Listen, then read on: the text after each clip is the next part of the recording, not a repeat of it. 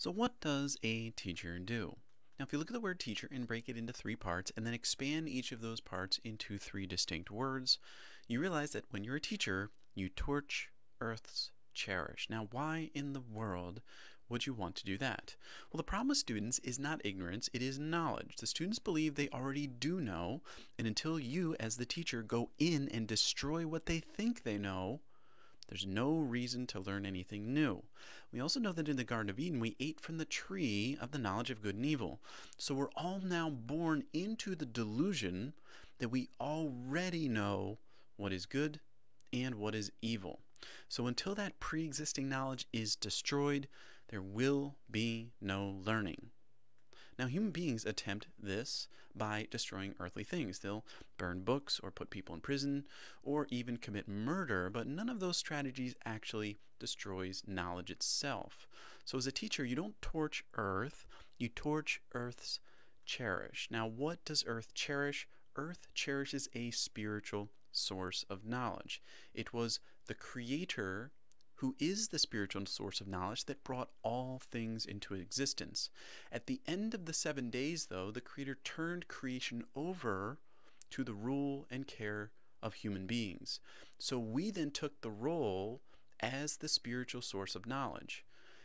As a teacher, you go in and work with human beings and help them by destroying their spiritual knowledge so that they have to turn away from themselves and you and go to the Creator to receive more knowledge. So torching Earth's cherished knowledge source is the teacher's role. So how does a teacher teach? Well, clearly you're going to be destroying knowledge. But how do you do this? It's important to distinguish, although thoughts, emotions, and actions come out of knowledge, thoughts, emotions, and actions are not knowledge. However, they do provide you clues, and they're really more like a tool.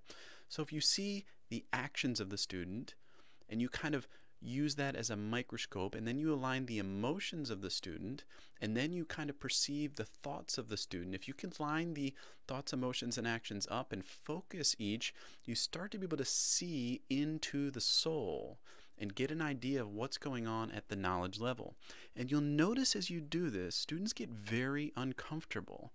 They don't like the idea of you being able to see into their spiritual knowledge. They would much rather you focus on their thoughts, emotions, and actions, which is why they want to know what's the right answer. I'll just give you the right answer, and then they'll move on to something else. They don't want you focusing in on their spiritual knowledge. So when you do succeed in targeting and destroying the knowledge, how do you know when you've achieved it? Well, you know because you will experience, see, and feel an arousal of desire within the student. And this is very painful. You're going to tear away the knowledge of the child, and you're going to expose this infinite source of desire. Inside the soul is limitless spiritual desire. And when you pull away the knowledge, you're going to arouse the desire to know. But you don't have the knowledge they need, only the Creator does. So you must then model the faith that in that moment, not at some future time, not simply in heaven, at some way off distant place, in this present moment, through faith, the student can receive the knowledge they desire. And that's what you must model for them. So you can see then, until knowledge is destroyed, spiritual desire and faith remain completely irrelevant.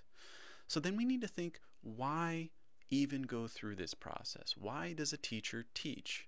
Well, if you think back on the teachers that you've been inspired by, it might be a very small amount, you realize that they were asking questions that no one else was asking. They were on to something.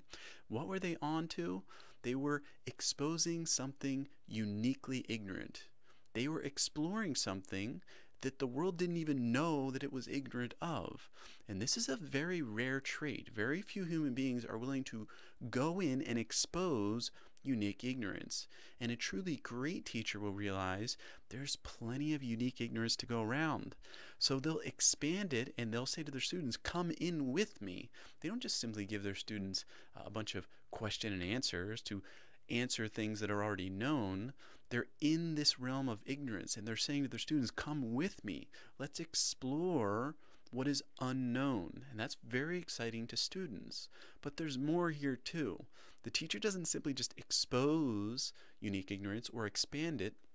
The teacher also embodies it. This is a way of life, of exploring what's unknown. And there's two realms of ignorance that you can explore as a teacher. You can explore creation, which is common ignorance. So, for example, we didn't know how to use silicone to make computers until fairly recently. And we think very much of ourselves because we can now use creation in this way. But creation's not really impressed by that. That was already in creation, and we just utilize what was already there. That's common ignorance. Unique ignorance, though, resides only in the creator. So as a teacher, you're either going to point your students toward exploring creation or point them towards exploring the creator himself. So a teacher makes unique ignorance, which would be exploring the creator, an ever-increasing way of life. So who is a teacher? Well, if you're going to be destroying spiritual knowledge, arousing spiritual desire, and modeling spiritual faith, you realize that you need to be a spiritual being. And here's the first obstacle, because every fallen soul is born lifeless. So until the Creator comes in and resurrects the soul through faith, there is no spiritual being. Now, once that has taken place, then you realize you want to be a spiritual model for your students. But you're not a perfect model. So why would you offer your students an imperfect model to follow? Here you realize that there is only one teacher. There's only one model. However, you can model him. And lastly, you need a spiritual creator. And although you're growing in your ability to participate with God, you're not the spiritual creator. So there is only one teacher, only one creator, one model, and one being. And he is making you like him, but you are not him. So only one teacher exists, but you can be his student.